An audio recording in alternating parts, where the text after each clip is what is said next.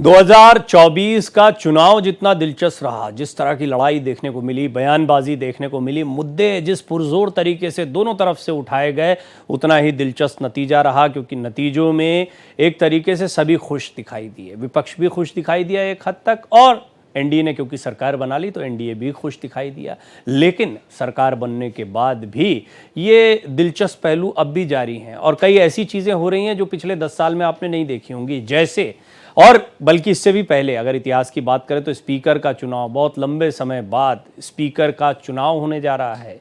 विपक्ष ने अपना उम्मीदवार उतारा। आमतौर पर आम सहमति से ये बात हो जाती थी, जिसके प्रयास इस बार भी किए गए, प्रयास सफल नहीं हो पाए। लिहाजा यहाँ पर इंडिया ब्लॉक ने भी अपने उम्मीदवार को उतार दिया, के सुरेश को, और ओम बिरला तो हैं ही एनडीए के उम्मीदवार, जिनके खिलाफ एक तरीके से सांकेतिक लड़ाई होगी, क्योंकि संख्या बल के आधार पर ओम बिरला काफ़ी मजबूत दिखाई देते हैं। लेकिन फिर भी कल सभी की निगाह चुनाव पर लगी हुई है। लोकसभा के स्पीकर पद पर एनडीए की ओर से ओम बिरला ने नामांकन दाखिल किया। इनका मुकाबला इंडिया गठबंधन के सुरेश के साथ है।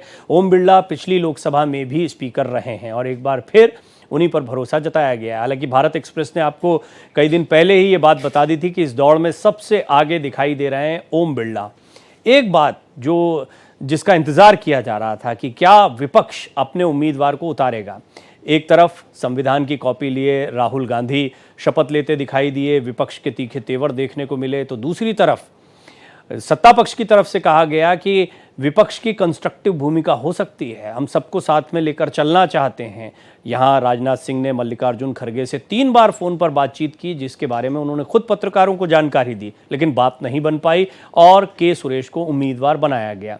बात यहीं तक सीमित नहीं रही। के सुरेश को उम्मीदवार बनाए जाने के बाद इंडिया ब्लॉक में भी उठापटक शुरू हो गई। तृणमूल कांग्रेस नाराज हो गई, हमसे बातचीत नहीं की गई, बिना बातचीत के ही उम्मीदवार का ऐलान कर दिया गया और इस बात से उनकी नाराजगी है। खैर, ये सारे पहलू बताते हैं कि आने वाले दिनों में कई मुद्दों पर आपको विपक्ष और सत्ता पक्ष के बीच ये रार देखने को मिलेगी और संविधान वाला जो नैरेटिव चुनाव के दौरान विपक्ष की तरफ से रखा गया था, उसको भी आने वाले दिनों में कांग्रेस और उसके सहयोगी दल आगे बढ़ाते रहेंगे। के स्पीकर पद को लेकर एनडीए और विपक्ष में सहमति नहीं बन पाई, जिसके बाद विपक्ष की ओर से स्पीकर पद के लिए के सुरेश ने नामांकन किया। इससे पहले कांग्रेस महासचिव के सी वेणुगोपाल और रक्षा मंत्री राजनाथ सिंह के बीच मीटिंग भी हुई, लेकिन मीटिंग में भी स्पीकर के नाम को लेकर सहमति नहीं बन पाई। अब 26 जून यानी कल एक बहुत महत्वपूर्ण दिन है। इस तारीख को इसलिए भी आप महत्वपूर्ण मान सकते हैं कि एनडीए के सामने आने वाले दिनों में ये वोटिंग की चुनौती कई बार आएगी। इस बार के चुनावी नतीजे कुछ इस तरह से रहे हैं कि भारतीय जनता पार्टी को अपने दम पर पूर्ण बहुमत नहीं मिला, लेकिन एनडीए को मजबूत बहुमत मिला और एनडीए की सरकार दोबारा बनी। प्रधानमंत्री के तौर पर नरेंद्र मोदी ने तीसरी बार शपथ ली। आने वाले दिनों में विपक्ष का यह हंगामा, कई मुद्दों पर विरोध जारी रहेगा। विपक्ष इस बार ज्यादा शक्तिशाली है। पिछले 2 टेन्योर अगर प्रधानमंत्री मोदी के देखा जाए तो विपक्ष का नेता तक कांग्रेस नहीं बना पाई थी और ये स्थिति को बताता है। संख्या बल के आधार पर तो बाकी मुद्दों की तो बात ही अलग है, लेकिन इस बार ऐसा लगता है वो कमी पूरी हुई है।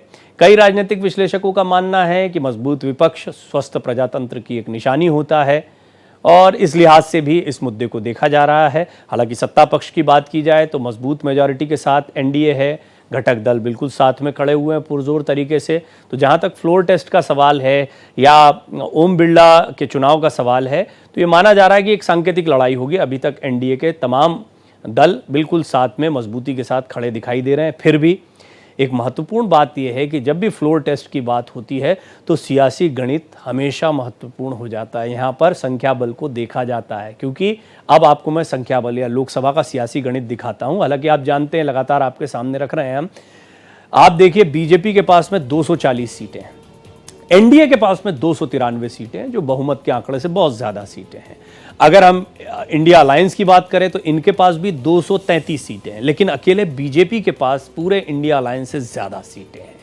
वहीं कांग्रेस इसमें 98 सीटों पर है और अन्य के पास में 16 सीटें दिखाई देती हैं। तो कुल मिलाकर आप ये अंदाज़ा लगा सकते हैं कि इस संख्या बल में भारतीय जनता पार्टी काफ़ी मजबूत स्थिति में दिखाई देती है, क्योंकि जो भी पार्टी 240 अगर सिंगल लार्जेस्ट पार्टी के तौर पर देखें और 240 जो कि इंडिया अलायंस की सीटों से ज़्यादा संख्या बल है, तो उसके साथ में तमाम जो दूसरे दल सहयोगी दल होते हैं वो मजबूती के साथ जुड़े रहते हैं, ज़्यादा स्थायित्व महसूस करते हैं और ये शक्ति दिखाता है।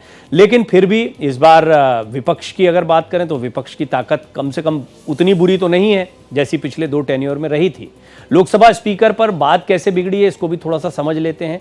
कल क्या क्या हुआ था, राजनाथ सिंह ने विपक्षी नेताओं से बात की थी, इसमें खड़गे, स्टालिन समेत कई नेताओं को फोन किया गया। विपक्ष ने डिप्टी स्पीकर की पोस्ट मांगी और ये डिप्टी स्पीकर की पोस्ट क्यों मांगी, एक परंपरा रही, हालांकि पिछले 2 टेन्योर में नहीं था ऐसा, लेकिन पहले इस तरह का एक व्यवस्था बनी हुई थी, परंपरा बनी हुई थी कि ये स्पीकर जो है सत्ता पक्ष का होता है और फिर विपक्ष को डिप्टी स्पीकर का पद दे दिया जाता है। लेकिन अब विपक्ष जब थोड़ा मजबूत हुआ तो डिप्टी स्पीकर पोस्ट की मांग की। आज क्या हुआ, राजनाथ सिंह से वेणुगोपाल की मुलाकात हुई, शाह नड्डा डिप्टी स्पीकर पर सरकार से आश्वासन मांगा गया, डिप्टी स्पीकर पर जवाब नहीं मिला तो पर्चा भर दिया गया।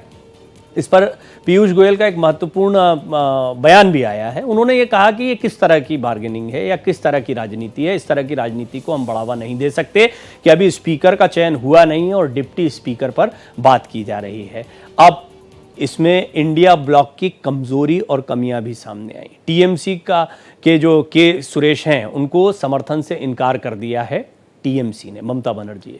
विपक्ष के लोकसभा में स्पीकर पद के उम्मीदवार कांग्रेस के सुरेश को टीएमसी ने समर्थन देने से इनकार कर दिया। टीएमसी की ओर से कहा गया कि कोई भी फैसला ममता बनर्जी से सलाह के बाद ही लिया जाएगा। हालांकि देखिए, ममता बनर्जी की स्थिति आप चुनाव के दौरान भी देख चुके हैं। पश्चिम बंगाल में उन्होंने अपने अंदाज में चुनाव लड़ा, पश्चिम बंगाल में उनको कामयाबी मिली। भारतीय जनता पार्टी की जो सीटें कम हुई हैं उसमें उत्तर प्रदेश, पश्चिम बंगाल, महाराष्ट्र, इनका सबसे ज्यादा महत्वपूर्ण योगदान है। और इंडिया अलायंस में क्योंकि परोक्ष रूप से या सीधे सीधे तौर पर ममता बनर्जी नहीं थी, लेकिन यह माना जा रहा था कि स्ट्रैटेजिकली वो इंडिया अलायंस के साथ में। अभी कम से कम एक और टेस्टिंग थी, फ्लोर टेस्ट यहां पर सिर्फ सत्ता पक्ष का नहीं है, आप विपक्ष को भी देखिए कि कितने राजनीतिक दल साथ में खड़े हुए। तो यहां पर भी दूरियां बहुत स्पष्ट तौर पर सामने आ गई।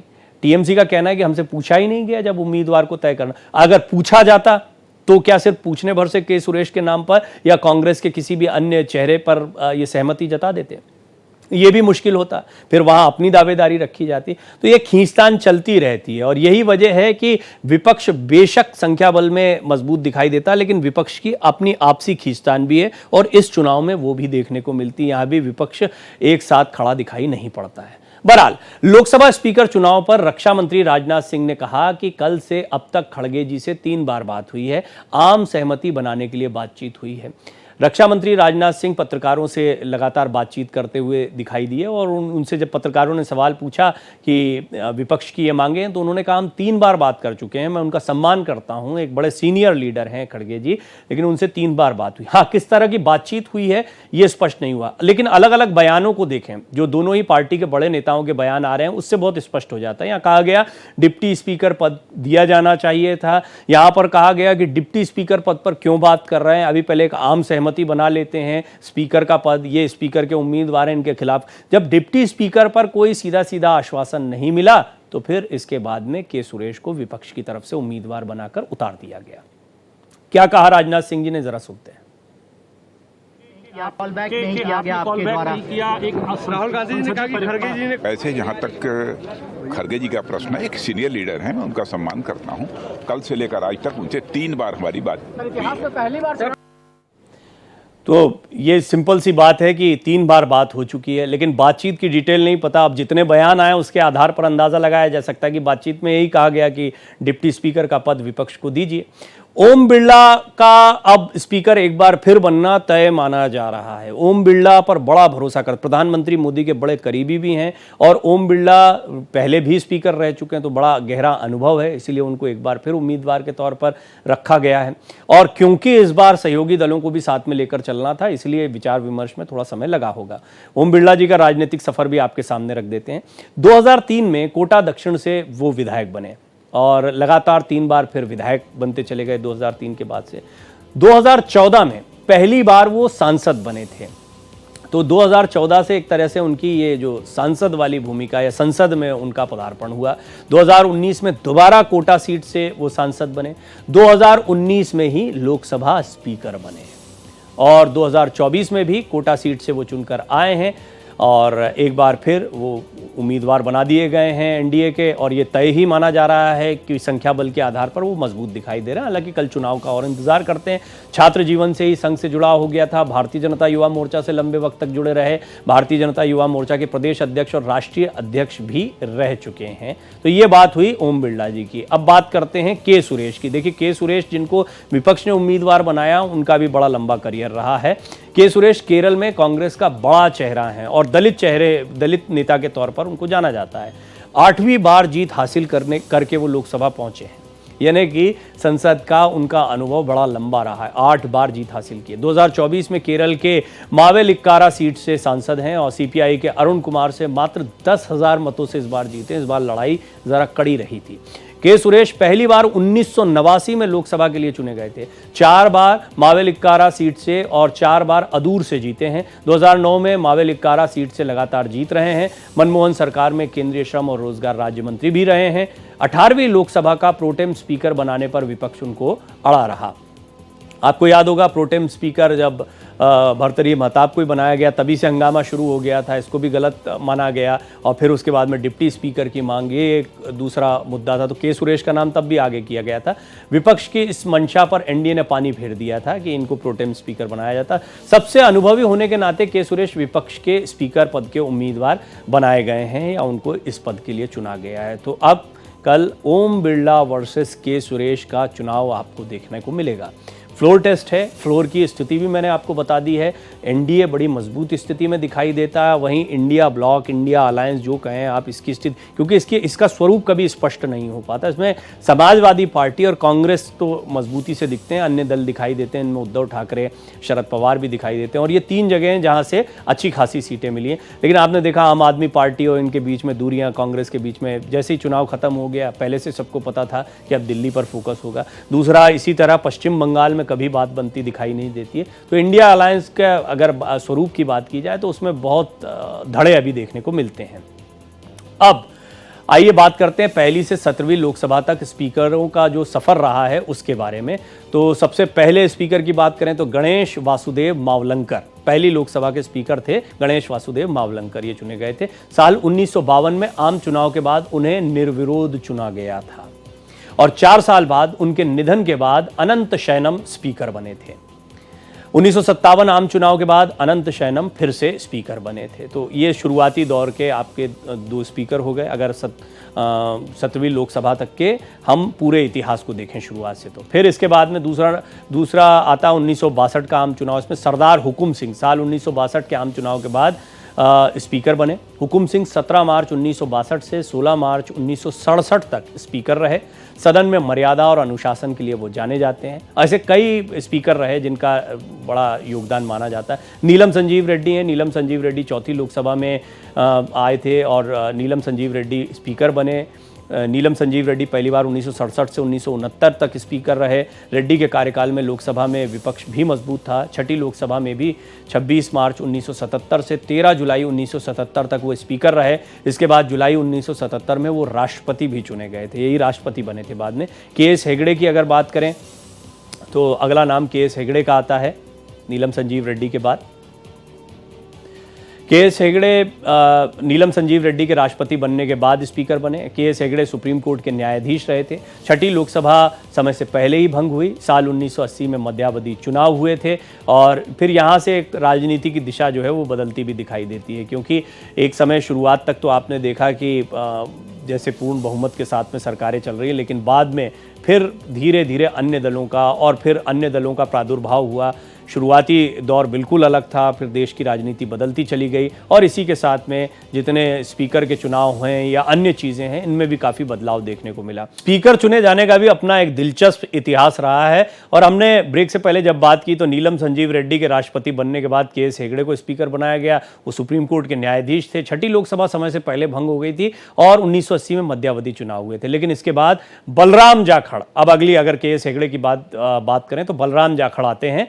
बलराम जाखड़ 10 साल तक स्पीकर रहे और 1980 में बलराम जाखड़ को लोकसभा का अध्यक्ष चुना गया था। 7वीं लोकसभा चुनाव के बाद जाखड़ स्पीकर बने। इस पद पर 8वीं लोकसभा में भी जाखड़ बने रहे। तो ऐसे भी हैं जिनके दो दो कार्यकाल रहे। कार्यकाल 22 जनवरी 1980 से 18 दिसंबर 1989 तक रहा, उनका लंबा कार्यकाल रहा। और फिर इनके बाद में रवि राय का नंबर आता। 1989 में 9वीं लोकसभा में स्पीकर बने थे रवि राय। केंद्र में गठबंधन की सरकार बनी और रवि समाजवादी लीडर थे। कार्यकाल 19 दिसंबर 1989 से 9 जुलाई 1991 तक रहा। तो आप देखेंगे जहां गठबंधन की सरकारें हैं वहां पर जो लोकसभा स्पीकर चुने जाते थे उनका कार्यकाल भी फिर सीमित हो जाता है। अब आपको धीरे धीरे थोड़ा सा इतिहास से जब थोड़ा वर्तमान समय में आएंगे तो कुछ चेहरे याद आने लगेंगे, जैसे शिवराज पाटिल। अब शिवराज पाटिल साल 1991 में देश में फिर से मध्यावधि चुनाव हुए। 10वीं लोकसभा में शिवराज पाटिल को स्पीकर बनाया गया। पाटिल का कार्यकाल 10 जुलाई 1991 से 22 मई 1996 तक रहा। पाटिल पंजाब के राज्यपाल और देश के गृह मंत्री भी रह चुके हैं। 26/11 का जब हमला हुआ था तो ये गृह मंत्री उस समय पर थे और फिर इनको पद छोड़ना भी पड़ा था उस समय पे, लेकिन इनका एक बड़ा लंबा समय रहा। उससे बहुत पहले आप देख रहे हैं कि ये लोकसभा के स्पीकर रह चुके हैं। फिर एक और बड़ा चर्चित नाम रहा है, वो है पीए संगमा का नाम। पीए संगमा 1996 में 11वीं लोकसभा में गठबंधन सरकार जब बनी थी तो उसके स्पीकर बने थे। कांग्रेस के आदिवासी लीडर पीए संगमा स्पीकर चुने गए। उनका कार्यकाल 25 मई 1996 से 23 मार्च 1998 तक रहा। फिर इसके बाद में एक और गठबंधन की सरकार आई। बड़ा नाम आप आजकल सुनते होंगे, जीएमसी बाल योगी का। ये बड़ा दिलचस्प नाम है। 1998 में 12वीं लोकसभा में अटल बिहारी जी की जब सरकार बनी तो बीजेपी ने स्पीकर का पद सहयोगी पार्टी टीडीपी को दे दिया था। तो इसलिए इनका नाम इसलिए बार बार आता है क्योंकि इस बार भी टीडीपी सहयोगी दल है, एनडीए की सरकार बनी है और इस बार पूर्ण बहुमत से बीजेपी नहीं है अपने दम पर, टीडीपी का बड़ा सहयोग है। तो ये माना जा रहा था कि जिस तरह बाल योगी को बनवाया गया था उस समय पर इस बार मांगा जाएगा पद, लेकिन प्रधानमंत्री मोदी अपने अंदाज में ही काम कर रहे हैं और ये बात पहले से ही तय थी कि भारतीय जनता पार्टी बड़े अहम पदों को अपने पास रखेगी। और एक बार फिर क्योंकि अनुभवी हैं ओम बिरला, उन्हीं के पास में ये पद जा रहा है। दलित समुदाय के जीएमसी बाल योगी निर्विरोध स्पीकर चुने गए थे। तब पहली बार दलित समुदाय का स्पीकर बना। 1 साल के बाद अटल बिहारी सरकार 1 वोट से गिरी थी। 13वीं लोकसभा के लिए एक बार फिर बाल योगी को स्पीकर बनाया गया। इस बार भी वो अपना कार्यकाल पूरा नहीं कर पाए। मार्च 2002 में प्लेन हादसे में उनकी दुखद मृत्यु हो गई थी। ये खबर भी काफ़ी उस समय चर्चित रही थी। और अब बात करते हैं अगले स्पीकर की, तो मनोहर जोशी, ये भी बड़ा नाम रहे हैं। शिवसेना के हैं मनोहर जोशी, बड़े नेता रहे। 13वीं लोकसभा में उन्हें स्पीकर बनाया गया था। जीएमसी बाल योगी के निधन के बाद उन्हें चुना गया। जोशी का कार्यकाल 10 मई 2002 से 2 जून 2004 तक रहा। जोशी साल 1995 से 1999 तक महाराष्ट्र के मुख्यमंत्री भी रह चुके थे। फिर एक बड़ा अच्छा नाम आया जिनको काफ़ी आज भी याद किया जाता है, उनका नाम है सोमनाथ चटर्जी। इनका जो अंदाज था, इनको बहुत सारी वजहों से जाना जाता है। निष्पक्षता के लिए जाना जाता है। सोमनाथ चटर्जी साल 2004 में 14वीं लोकसभा के चुनाव जब हुए तो कांग्रेस की अगुवाई वाली यूपीए की सरकार बनी और स्पीकर पद सहयोगी पार्टी भारतीय कम्युनिस्ट पार्टी मार्क्सवादी को दिया गया था। सोमनाथ चटर्जी स्पीकर चुने गए। संसदीय इतिहास में पहली बार कोई वामपंथी लीडर स्पीकर बना था, ये भी एक फैक्ट है। सोमनाथ चटर्जी का कार्यकाल अभी जितने आप लोगों ने देखे उसमें सबसे चर्चित कार्यकालों में से एक रहा है। 4 जून 2004 से 30 मई 2009 तक इनका कार्यकाल रहा और गरिमामयी माना जाता है उनका कार्यकाल। फिर एक और बड़ा दिलचस्प नाम आया, आपको याद होगा इनका बोलने का अंदाज, जिस तरीके से मीरा कुमार ने संसद को चलाया वो काफ़ी चर्चित रहा, काफ़ी इनको पसंद भी किया गया। इनका मीरा कुमार का जो कार्यकाल रहा वो साल 2009 में 15वीं लोकसभा में फिर जब कांग्रेस जीती थी तब से शुरू हुआ था। मीरा कुमार लोकसभा की पहली महिला स्पीकर बनी। अभी तक जितने चेहरे देखे उनमें पहला महिला स्पीकर का चेहरा था। मीरा कुमार का कार्यकाल काफ़ी चुनौती भरा रहा। उनका कार्यकाल 4 जून 2009 से 4 जून 2009 से चलता रहा और 4 जून 2014 तक उनका ये कार्यकाल चला, जिसके बाद में फिर आपने देखा कि भारतीय जनता पार्टी की सरकार आ गई। और फिर आप जानते हैं सुमित्रा महाजन, यानी दूसरी बार चेहरा आया। मीरा कुमार के बाद में फिर महिला चेहरा के तौर पर जो है बीजेपी की तरफ से सुमित्रा महाजन आई। ताई के नाम से भी ये मशहूर हैं। इनका भी कार्यकाल काफ़ी पसंद किया गया और काफ़ी अनुभवी सांसद ये भारतीय जनता पार्टी की रहीं। पुरानी राजनीति को जानती थीं। इंदौर से सांसद भी रहीं, वहाँ भी खासी लोकप्रियता रही। सुमित्रा महाजन का जो कार्यकाल रहा वो 2014 में 16वीं लोकसभा की स्पीकर बनने के साथ उनका शुरू हुआ। उनका कार्यकाल 6 जून 2014 से 17 जून 2019 तक रहा। विपक्ष ने सुमित्रा महाजन पर पक्षपात के भी आरोप लगाए। सुमित्रा महाजन 8 बार लोकसभा सदस्य चुनी गई हैं इंदौर शहर से। फिर इसके बाद में हाल की बात करें तो ओम बिरला साल 2019 में 17वीं लोकसभा के स्पीकर बने।